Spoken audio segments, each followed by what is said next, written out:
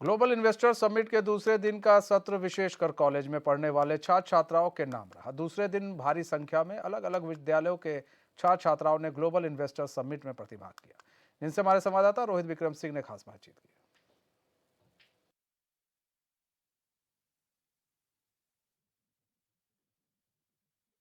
Investor summit का आज दूसरा दिन है और आज भारत के गृह मंत्री अमित शाह यहाँ पहुँचे हुए हैं। कुछ विद्यार्थी हैं जो अपने अपने इंस्टीट्यूट से यहाँ पर आए हैं इन्वेस्टर समिट के में यहाँ पर प्रतिभाग करने के लिए। आपसे जानना चाहेंगे कि क्या इन्वेस्टर समिट को लेकर कुछ जानकारी है, आपको कुछ पता है? बीते रोज प्रधानमंत्री आए थे और करीब 44,000 करोड़ का निवेश का करार हुआ है। प्रदेश के लिए कितना अच्छा मानते हैं इसे? सर अच्छा तो ऑफ कोर्स है, क्योंकि इससे इन्वेस्टमेंट बढ़ा, डेवलपमेंट होगा प्रदेश का। उसके बाद में जो एम्प्लॉयमेंट रेट है वो बढ़ेगी, बहुत लोगों को रोज़गार मिलेगा।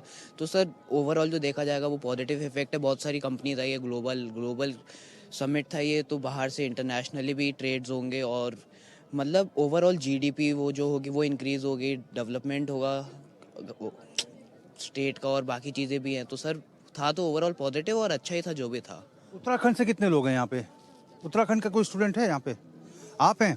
अच्छा, प्रधानमंत्री नरेंद्र मोदी ने कहा है बीते रोज कि वोकल फॉर लोकल और local for global, local products को ग्लोबल स्तर तक पहुंचाने की बात कही है। आपको लगता है कि उनका कहना उद्योगपतियों को समझ में आया होगा और निवेश जो है अच्छा खासा जो 2.5 लाख करोड़ का सरकार ने रखा है वो हासिल हो पाएगा? जी हो पाएगा। जी, मुझे तो लगता है ऐसा। कल आप लोग आए थे? जी आए थे। अच्छा, क्या बात अच्छी लगी प्रधानमंत्री की? वही उन्होंने जो कहा कि अपने देश में करिए, जो सब बिजनेस और उन लोगों के लिए कहा। अच्छा, मेक इन इंडिया के साथ ही वेडिंग इन इंडिया की बात भी प्रधानमंत्री नरेंद्र मोदी ने की है। कितना सही मानती हैं इसे? जी एक्चुअली उनका ये एक इनडायरेक्ट मैसेज था अकॉर्डिंग टू मी कि बाहर जाने से अच्छा है जो बाहर बच्चे हमारे स्टडी के लिए जा रहे हैं या बिजनेस के लिए जा रहे हैं, उस चीज़ को अगर हम इंडिया में करें तो हमारे इंडिया के लिए वो प्रॉफिट या बेनिफिशियल होगा। So I feel good and it's beneficial for India. House of Himalayas करके उत्तराखंड के प्रोडक्ट्स को अब जाना जाएगा। कल इसका भी उद्घाटन प्रधानमंत्री मोदी ने किया है। क्या लगता है कि इससे यहाँ के प्रोडक्ट्स को पंख लगेंगे? जैसे लगेंगे, जैसे अगर अगर यहीं पर ही वो बना रखा है हाउस ऑफ, यहाँ का वो रहेगा, उस पर क्वालिटी रहेगी, यही की है वो। अगर वो आगे भी बढ़ेगा, जैसे केरला जाएगा, कहीं भी जाएगा, साउथ में जाएगा, दूसरे साइड जाएगा, तब भी वो यही का ही रहेगा। वो पता लगेगा कि वो हिमालय का है, तो वो इस तरह से अच्छा है वो प्रोडक्ट। क्या क्या क्या कुछ सीखा अभी तक आपने, जैसे प्रधानमंत्री मोदी का संबोधन रहा? सर अभी तो ये है कि जैसे ये एक इनिशिएटिव है कि लाइक इंडिया को USD 5 ट्रिलियन बनाने का। तो अगर और उत्तराखंड ने अकेले ये इनिशिएटिव लिया है कि उत्तराखंड USD 1 ट्रिलियन करेगा, तो काइंड ऑफ अच्छा है। और जैसे उनने बताया सब कुछ make in India, her cheese India में ही करो, जैसे बाहर मत जाओ, मतलब बाहर जा रहे तो वापस पढ़ के वापस आओ, इंडिया में अर्न करो, इंडिया को दो सब कुछ। और जैसे अगर हम शादी भी अगर बाहर करके उनको भी यहाँ लेके आएंगे तो लाइक उनका भी फैमिली कनेक्ट होगा एक तरह से। वहाँ पर जो फॉरेनर्स हैं वो फॉरेनर्स यहाँ पर कनेक्ट होंगे, यहाँ पर आकर वो लोग भी यहाँ पर आएंगे, उनको वैसे भी इंडिया ज़्यादा अच्छा लगता है। यहाँ का कल्चर वो सीखेंगे और यहाँ का कल्चर ग्रो होगा आगे भी। तो ये विद्यार्थी हैं और कहीं ना कहीं ग्लोबल इन्वेस्टर समिट जो बीते रोज हुआ है, बहुत सारी चीज़ें इन्हें समझ में आई है जो प्रधानमंत्री नरेंद्र मोदी ने अपने 40 मिनट के संबोधन में कही है। और एक बात जो महत्वपूर्ण है, प्रधानमंत्री ने कहा है कि जब तीसरी सरकार केंद्र में आएगी तो भारत विश्व की सबसे बड़ी अर्थव्यवस्था होगी। और इसी को चरितार्थ करने के लिए ये ग्लोबल इन्वेस्टर समिट हुआ है और प्रधानमंत्री नरेंद्र मोदी ने उत्तराखंड में इन्वेस्टमेंट की बात कही है उद्योगपतियों से। HNN 24/7 के लिए अपने कैमरा पर्सन हरीश भट्ट के साथ में Rohit Vikram Singh, Dehradun. Global investor summit के दूसरे दिन भारी संख्या में विद्यालय के छात्र छात्राओं ने शिरकत की। छात्र छात्राओं का कहना है कि बीते रोज प्रधानमंत्री नरेंद्र मोदी की कही गई सभी बातें प्रदेश के विकास के लिए सार्थक साबित होंगी। वोकल फॉर लोकल और लोकल फॉर ग्लोबल के एजेंडे के तहत उत्तराखंड के उत्पादों को बढ़ावा मिलेगा। इन्हीं तमाम विषयों को लेकर हमारे संवाददाता रोहित विक्रम सिंह ने छात्रों से खास बातचीत। सबसे ज़्यादा ग्लोबल इन्वेस्टर समिट में अगर उत्साह देखने को मिल रहा है तो इन छात्र छात्राओं में देखने को मिल रहा है। अलग अलग विद्यालय के जो छात्र छात्राएं हैं वो यहाँ पर पहुँचे हुए हैं। ये IMS यूनिसन के छात्र छात्राएं हैं। ग्लोबल इन्वेस्टर समिट, प्रधानमंत्री नरेंद्र मोदी का कल संबोधन हुआ 40 मिनट का। 44,000 करोड़ के निवेश के करार हुए। आपको लगता है कि इससे उत्तराखंड की जो आने वाला समय है, जो उसका भाग्य है, वो बदल सकता है? बदल सकता है आई गेस। आप बताइए क्या लगता है? देखिए, कुछ करने से ही कुछ बदलेगा। अब पहली बार इन्होंने इतना बड़ा सबमिट किया है तो जरूर कुछ ना कुछ बदलेगा। हमें पूरा विश्वास है कि ये एक नई पहल की तरह काम करेगा और आगे और भी चीजें करने की जरूरत है। ये केवल एक पहल है, लेकिन आगे हम चाहते हैं कि धरातल पे भी हम इसको देखें। इतना बड़ा सबमिट किया, हम सबको बुला, बहुत अच्छी बात है, लेकिन धरातल पे भी ये सब चीजें दिखनी चाहिए और हमें पूरा विश्वास है कि सरकार इसके लिए कार्यरत होगी। उत्तराखंड से कितने छात्र हैं? उत्तराखंड का कोई है? आप लोग उत्तराखंड कहाँ से हैं? मैं हरिद्वार से हूँ, पर मैं उत्तराखंड में 25 साल रह चुकी हूँ। मेरी शिक्षा भी यहीं पे हुई है। वोकल फॉर लोकल और लोकल फॉर ग्लोबल, इस एजेंडे को आगे बढ़ाने की बात पीएम ने कही है, इससे कितना सहमत है? इससे मैं पूर्ण तरह सहमत हूँ, क्योंकि अगर हम अपना इतिहास देखें तो हम देखते हैं कि हम जो है गुलामी में जिए, लेकिन हमारी मानसिकता भी नहीं बदली अभी तक। पर हम चाहते हैं कि हम वोकल फॉर लोकल हों, लोकल के बारे में पहले सोचें, क्योंकि ऐसी चीजें बहुत है जो हम पसंद करते हैं खुद में, लेकिन दुनिया नहीं जानती उसके बारे में। तो जरूरत है कि सबको पता होना चाहिए कि हमारी क्या स्पेशलिटी है, हम किस चीज में सबसे अच्छे हैं, ताकि पूरी दुनिया उस चीज को अप्रिशिएट करे। देखिए बहुत सारी चीजें उत्तराखंड में हैं। अकॉर्डिंग टू यू, आप छात्र हैं, आपके अनुसार यहाँ पर कहाँ कहाँ इन्वेस्टमेंट हो सकता है? देखिए उत्तराखंड के अंदर में बहुत सारे टूरिज्म के क्षेत्र हैं, जो टूरिज्म के क्षेत्रों में हमारे बढ़ सकता है। उसका एजुकेशन है। उत्तराखंड पूरा दुनिया का, ये दुनिया का ही नहीं भारत का तो जरूर आपको एक तरीका से जो कोर ऑफ द सेंटर होता है वो है। ये सब चीज़ों को बढ़ाना चाहिए। लेकिन मेरा ये कहना है, जैसे कि उत्तर प्रदेश में समिट हुआ या आपको गुजरात में समिट हुआ, जैसे गुजरात का समिट बहुत ही सक्सेसफुल था, लेकिन उत्तर प्रदेश का समिट वैसे ही अनसक्सेसफुल रहा। तो हम चाहते हैं अगर उत्तराखंड में कोई समिट हो रहा है तो वो सक्सेसफुल हो, ना कि सिर्फ दिखावा रह जाए। तो यही हमारा कहना है। अच्छा, मेक इन इंडिया के साथ वेडिंग इन इंडिया की बात भी प्रधानमंत्री मोदी ने की है, कितना सही मानते हैं इसको आप, और इससे क्या समझा आपने? टूरिज्म बढ़ेगा हमारे उत्तराखंड का। ये प्रधानमंत्री मोदी का कहना है कि जब हम ईश्वर का आशीर्वाद लेके शादी ब्याह करते हैं तो फिर जो कपल है वो विदेश क्यों चले जाते हैं घूमने के लिए, उत्तराखंड क्यों नहीं आते ईश्वर का आशीर्वाद लेने के लिए? वही जैसा मैंने कहा कि हमारा जो इतिहास है वो गुलामी का है। हम बाहर की चीजों को तो प्रोत्साहित करते हैं, लेकिन जो चीज हमारे पास है उसको फॉर ग्रांटेड लेते हैं। अगर हम बात करें कि मैरिजेस इन इंडिया की बात, तो अगर हम उत्तराखंड की खूबसूरती की बात करें तो सब जानते हैं कि कितना खूबसूरत है उत्तराखंड। तो हमें जरूरत है कि हम दुनिया को भी दिखाएं वो कितना खूबसूरत है। अगर उत्तराखंड के लोग ही इस चीज की शुरुआत करेंगे तो जरूरत है कि उत्तराखंड के लोग ही सशक्त बने, एम्पावर्ड हों, ताकि वो दुनिया को दिखाएं कि हमारी ये संस्कृति है और आप सब भी आइए और इसको अप्रिशिएट करिए। अच्छा, एक एक लाइन का आप लोग, अगर मान लीजिए कि आप उद्योगपति हैं, आप कहाँ निवेश करना चाहेंगे? अगर मैं उद्योगपति हूँ और उत्तराखंड में अगर मुझे आपको निवेश करना है तो मैं टूरिज्म के अंदर करूँगा। लेकिन सर मुझे एक चीज़ और बोलना है, जो हमारे साथ जो अभी बद्रीनाथ के पास में जो चीज़ हुआ, जो शहर के शहर खत्म होते जा रहे हैं, डेवलपमेंट हो लेकिन एक मेजर के साथ हो। ये ना हो कि डेवलपमेंट के नाम पे हम अपने पुरातत्व, हमारे अपने जो भी इतिहास है सबको हम खत्म कर दें, क्योंकि यही हो रहा है हमारे। चाहे आपको नैनीताल के अंदर में जो हमारा जिम कॉर्बेट पार्क हो, या आपको अपना जो ये हरिद्वार और देहरादून के रोड पे जो राजा जी नेशनल पार्क पड़ता है, सारे के सारे जानवर खत्म होते जा रहे हैं, विलुप्त होते जा रहे हैं। अगर डेवलपमेंट हो लेकिन इन्वायरमेंट के साथ हो, अगर ऐसे होगा तो डेवलपमेंट किस काम का जब हम ही लोग नहीं रहेंगे उस देखने के लिए। धन्यवाद आप सभी का। धन्यवाद। तो ये थे यूनिसन विद्यालय के छात्र छात्राएं। इनका स्पष्ट रूप से कहना है कि विकास की अपार संभावनाएं हैं, लेकिन विकास जो है परस्पर सहयोग से होना चाहिए। विकास इस कदर होना चाहिए ताकि वो विनाश के कगार पे ना पहुंचे। अगर संतुलन बना के रखेंगे तो उत्तराखंड में विकास की अपार संभावनाएं हैं।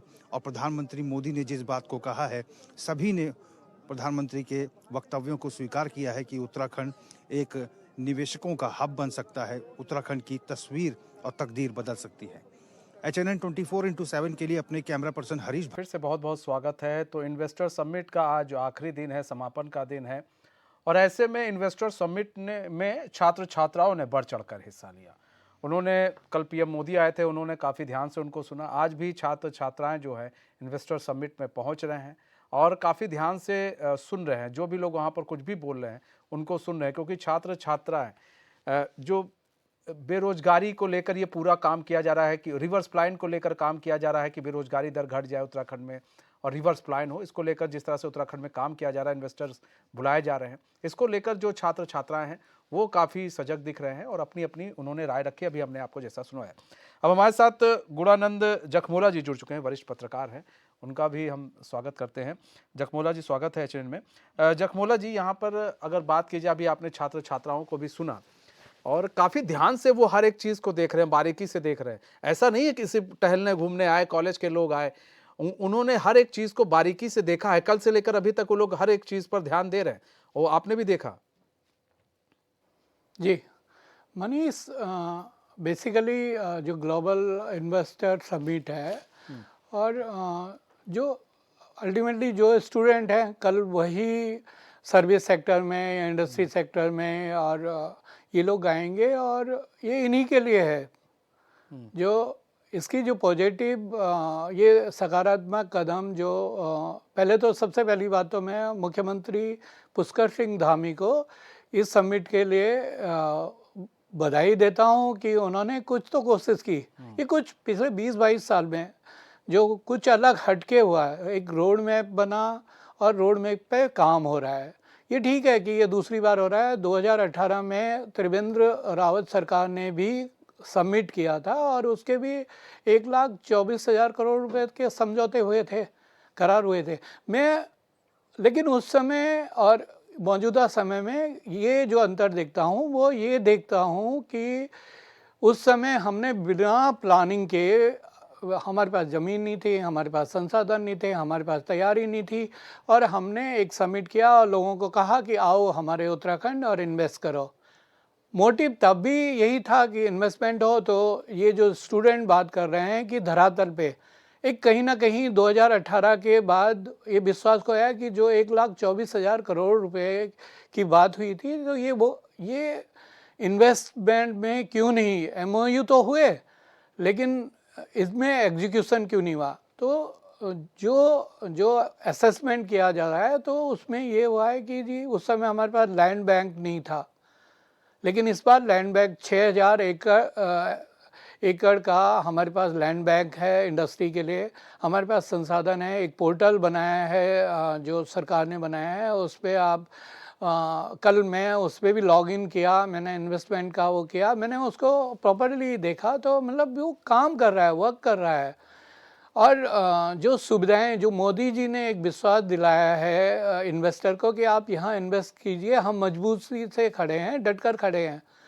और संभवतः ये मनीष ये बात हमें माननी चाहिए कि जो सिलक्यारा सुरंग वाला मामला हुआ तो उसमें देखिए कि मतलब सरकार ने, केंद्र ने भी और राज्य सरकार ने भी और 16 एजेंसी जो उसमें जो रेस्क्यू ऑपरेशन में जुड़ी हुई थी वो सारी की सारी खड़ी रही, सारा सरकार वहाँ खड़े रहे। सीएम 2 बार वहाँ चले गए, जनरल बीके सिंह वहाँ पहुँचे। तो सरकार का पूरा वो था, वो कंपनी के साथ खड़े रहे।